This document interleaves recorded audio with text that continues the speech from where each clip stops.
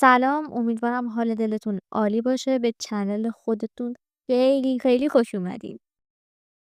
داستان از این قراره که ما میخوایم راجع به اولین قربانی هوش مصنوعی صحبت کنیم. اولین قربانی هوش مصنوعی کی بود؟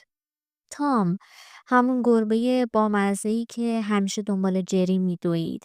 اما یه روز گربه رباتیک وارد شد بدون اشتباه، بدون خستگی و توی چند ثانیه جری رو گرفت و تام بیکار شد. شاید بگی این فقط یه شوخیه، یه برنامه کودکه، ولی واقعیت همینه که اگر ما با تکنولوژی همراه نشیم، یه روزی ما هم جای تام میشیم. تام همیشه تلاش میکرد، شکست میخورد، دوباره ادامه میداد. اما یه ربات اومد و نشون داد که تلاش سنتی کافی نیست. امروزه ما هم تو دنیای واقعی دقیقا همین جاییم. دانشجوهایی که هنوز فقط کتابای قدیمی میخونن، کارمندایی که کارشون رو روی نرم افزار ساده انجام میدن و حتی مدیرایی که فکر میکنن تکنولوژی فقط یه بازیه.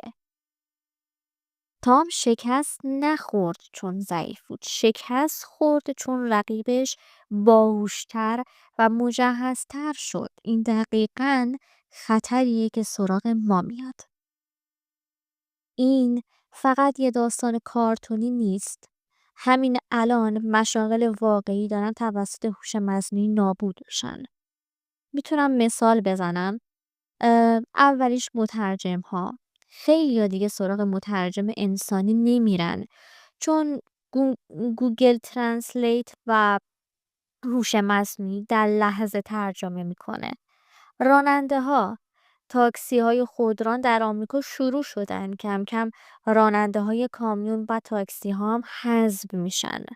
اپراتورها و پشتیبانی مشتری، الان ربات‌های چند بهتر و سریعتر جواب میدن.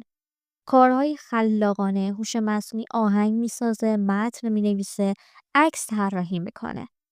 تام فقط یه کارتون بود، ولی قربانی‌های بعدی واقعی هستند. انسان‌ها.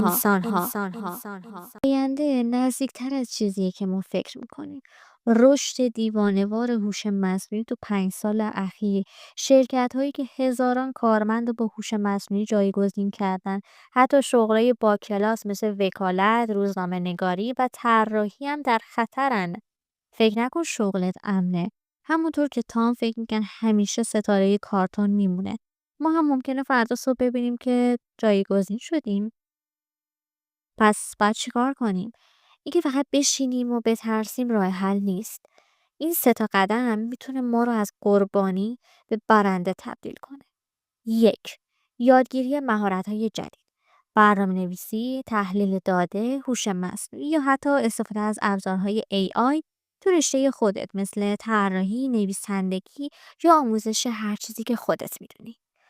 2. ترکیب خلاقیت انسانی با قدرت AI. هوش مصنوعی ابزار فوق‌العاده‌ایه، اما هنوز جای خلاقیت و احساسات انسانی رو نمیگیره. کسی که بلد باشه این دوتا رو ترکیب کنه حذف نمیشه، بلکه قوی تر میشه. 3. سریع بودن در یادگیری. دنیا منتظر ما نمیمونه. هر روز که عقب باشیم یه ربات جای ما رو پر میکنه. یا مثل تام حذف میشی یا با تکنولوژی یکی میشی و آینده رو میسازی. تام اولین قربانی بود، ولی آخرینش نیست. قربانی بعدی کیه؟ شاید من، شاید شما.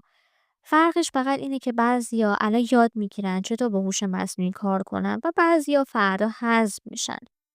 نظرت رو توی کامنت ها بنویس. به نظرت اولین شغلی که 100% نابود میشه چیه؟ و یادت نره کانال موبوکامو سابسکرایب کنی، چون توی ویدیوهای بعدی دقیقا راهکارایی میدم که آینده شغلت بهش وابسته است. تا آموزشای دیگه، خدا نگهدار.